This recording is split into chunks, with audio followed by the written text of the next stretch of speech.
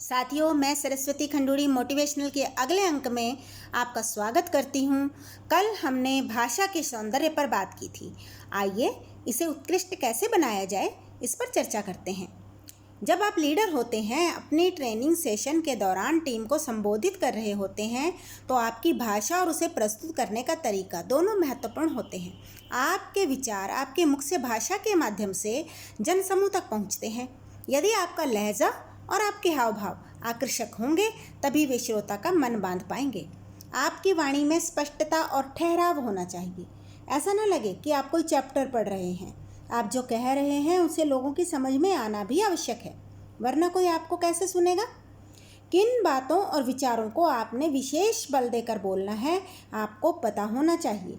बोलते हुए कहाँ विराम लेना चाहिए और कहाँ अनवरत बोलते जाना चाहिए, यह भी आपको पता होना चाहिए। किन मुद्दों पर पहले बोलना चाहिए और किन पर बाद में, यह भी ध्यान देने योग्य बात है।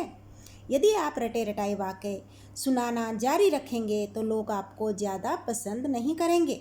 अनुभवों के आधार पर बोलिए, इससे आपकी बात का वजन भी बढ़ेगा।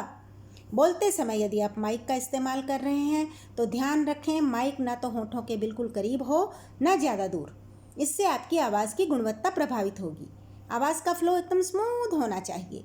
बोलते समय साउंड गूंजे नहीं, आवाज़ कटे नहीं, इस बात का ध्यान रखें। अपनी बात संक्षिप्त शब्दों में सामने रखें। लंबी बातचीत उबाऊ हो जाती है। अब बात करते हैं लेखन की। आप जब भी अपने विचारों को लिखकर प्रकट कर रहे होते हैं तो आपको अपनी भाषा और वर्तनी पर बराबर ध्यान देना चाहिए। आपकी भाषा तो सही है, पर लेखन में अशुद्धियाँ हैं, तो पाठक से तारतम्य स्थापित नहीं हो पाएगा। जब हम किसी को परखते हैं, कायदे से गुण और दोष दोनों पर ध्यान देने की आवश्यकता होती है, मगर अपने जल्दबाजी के स्वभाव के कारण हम गुण बाद में देखते हैं, पहले दोष नजर आ जाते हैं। उसी प्रकार जब पाठक होते हैं तो लेखक के विचार और भाव पढ़ने से पहले उसकी लेखन, टंकण आदि की अशुद्धियाँ हमारी नज़र में तुरंत आ जाती हैं और उसे पढ़ने का विचार ही दिमाग से रुखसत हो जाता है। फिर चाहे कितना ही बढ़िया लिखा हो, क्या फ़ायदा।